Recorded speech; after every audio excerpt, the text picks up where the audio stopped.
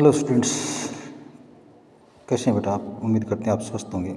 देखिए बेटा, आज हम अपनी अगली कविता चंपा काले काले अक्षर नहीं चिन्हती पढ़ेंगे। तो देखिए, कवि त्रिलोचन द्वारा रचित चंपा काले काले अक्षर नहीं चिन्हती। चंपा काले काले अक्षर नहीं चिन्हती, जब मैं पढ़ने लगता हूँ वे आ जाती खड़ी खड़ी चुपचाप सुना करती। उसे अचरज होता है कि इन काले चिन्हों से कैसे स्वर निकला करते हैं। तो कवि कहता है कि चंपा को काले काले अक्षरों को नहीं चिन्हती मतलब नहीं पहचानती। कवि कहता है जब मैं पढ़ने लगता हूँ तो मेरे पास आकर चुपचाप खड़ी जाती है। उसे बड़ी हैरानी होती है, उसे बड़ा आश्चर्य होता है, बड़ी हैरानी होती है कि इन काले काले चिन्हों के अंदर से ये आवाज़ें कैसे निकल रही हैं। तो देखिए, सिंपल भाषा में रचित कविता है। तो कवि कहता है एक गाँव की अनपढ़ भोली भाली लड़की का चित्रांकन करता हुआ कहता है कि चंपा निरक्षर है, वो अक्षरों को नहीं पहचानती। जब कभी कहते हैं पढ़ने लगता हूँ तो मेरे पास आकर के चुपचाप खड़े होकर सुनने का प्रयास करती है। उस समय उसे बड़ा अचरज होता है, बड़ी हैरानी होती है कि इन काले काले चिन्हों के अंदर से ये आवाज़ें, ये ध्वनियाँ कहाँ से निकल जाती हैं। उम्मीद करते समझ में आगे को। नेक्स्ट देखिए, चंपा सुंदर की लड़की, सुंदर एक गवाला है, गाय भैंसे से रखता है। चंपा चौपायों को लेकर चरवाही करने जाती है। चंपा अच्छी है, चंचल है, नटखट भी है, कभी कभी उधम भी करती है, कभी कभी कलम चुरा लेती है।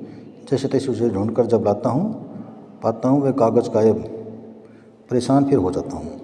कभी कहते हैं कि चंपा सुंदर नामक गवाले की लड़की है। सुंदर गवाला गाय और भैंसे रखता है। चंपा भी चौपाए होते हैं चार पैरों वालों को, गाय भैंस को लेकर चराने जाती है, चरवाही करने जाती है, चराने जाती है। चंपा अच्छी है, कभी कहते हैं चंपा अच्छी है।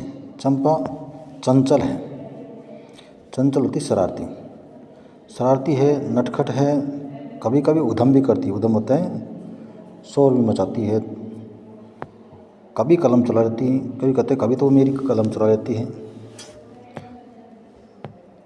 जैसे तैसे उसे ढूंढ कर लाता हूँ कि जब कलम चलाती है उसको जब मैं ढूंढ करके वापस पे चलाता हूँ तब तक वो मेरा कागज़ गायब कर देती है। परेशान फिर हो जाता हूँ। कभी कहते हैं मैं चंपा की इस प्रकार की गतिविधि से मैं बहुत परेशान रहता हूँ। तो फिर देखिए, कभी कहते हैं चंपा सुंदर नामक गवाले की लड़की है। सुंदर गवाला गाय भैंसे रखते हैं। चंपा भी चौपायों को लेकर के चरवाही कराने जाती है, मतलब गाय भैंसे। चंपा भी गाय भैंसे चराने कार्य करती है। चंपा अच्छी भी है, चंचल भी है। चंचल होती है जो एक जगह टिक कर नहीं रहता, उसको चंचल बोलते हैं।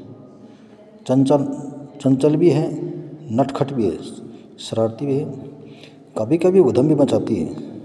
उधम होता है धमा चौकड़ी करना, भाग दौड़ करना, तो उधम मचाती है। कभी कभी कलम चलाती है, कभी कभी मेरी कलम चलाती है। जैसे तैसे उस कलम को ढूंढ लेता तब तक वो मेरा कागज़ गायब कर देती है। इस प्रकार की गतिविधि से मैं परेशान हो जाता हूँ। चंपा कहती है तुम कागज़ ही गोदा करते हो दिन भर, क्या ये बहुत अच्छा है? ये सुनकर मैं हंस देता हूँ। फिर चंपा चुप हो जाती है। उस दिन चंपा आई, मैंने कहा कि चंपा तुम भी पढ़ लो, हारे गाड़े शान काम सरेगा। गांधी बाबा की इच्छा है सब जन पढ़ना सीखें। तो कभी कहता है एक दिन चंपा कहने लगी तुम कागज़ ही गोदा करते हो दिन भर। गोदना होता है लिखना, कि तुम कागज़ों के ऊपर रोज़ लिखने कार्य करते रहते हो, क्या ये काम बहुत अच्छा है? उन्होंने मेरे से पूछा कि क्या बताओ, क्या तुम्हारा इस प्रकार का ये कार्य अच्छा है? ये सुनकर मैं हंस देता हूँ। मैं चंपा के इस प्रकार के प्रश्न को सुन करके हंसने लग गया। चंपा चुप हो जाती है। मेरे हंसते को या मेरी हंसी को देख करके, मुझे हंसता हुआ देख करके चंपा चुप हो गई।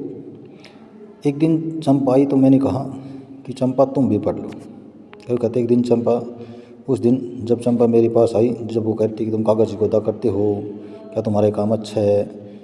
ये सुन करके मैं हंसने लगा तो वो चुपचाप हो गई।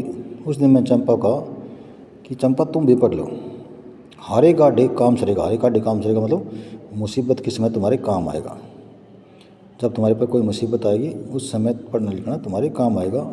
गांधी बाबा की इच्छा है सब जन पढ़ना सीखे। और मैंने उसको बताया कि गांधी जी भी यही चाहते थे कि भारत का प्रत्येक नागरिक पढ़ना लिखना सीखे। तो फिर से देखिए, तो कभी कहते एक दिन चंपा कहती है कि तुम रोज़ कागज़ पे ही कुछ ना कुछ खोदना होता है, लिखना, कुछ ना कुछ लिखा करते हो, क्या ये काम बहुत अच्छा है? और वो मुझसे पूछती है कि मेरा इस प्रकार कार्य क्या बहुत अच्छा है? ये सुनकर मैं हंस देता हूँ। कभी कहता है मैं चंपा के इस प्रकार के प्रश्नों को सुन करके हंसने लग गया। फिर चंपा चुप हो जाती है और मुझे हंसता हुआ देखकर चंपा चुप हो गई। उस दिन में चंपा आई तो मैंने उससे कहा कि चंपा तुम भी पढ़ लो। कभी कहता है उस दिन जब वो मेरे पास आकर खड़ी हुई तो मैंने भी उसे पढ़ने के लिए प्रेरित किया। हारे गाड़ी काम चलेगा, मैंने उसे समझाया कि तुम्हारी मुसीबत के समय काम आएगा। और मैंने उसको बताया कि गांधी बाबा की भी इच्छा यही थी। हमारे राष्ट्रपिता महात्मा गांधी की बात हो रही है, गांधी से मतलब महात्मा गांधी जी की यही इच्छा थी कि सब जन पढ़ना सीखें, कि भारत का प्रत्येक नागरिक पढ़ना लिखना सीखें। तो बेटा देखिए, हमने आज 3 पद्यांश पढ़े हैं। आज की इस वीडियो में इतना ही, बाकी नेक्स्ट कल की वीडियो में पढ़ेंगे। तब तक के लिए thanks, have a nice day.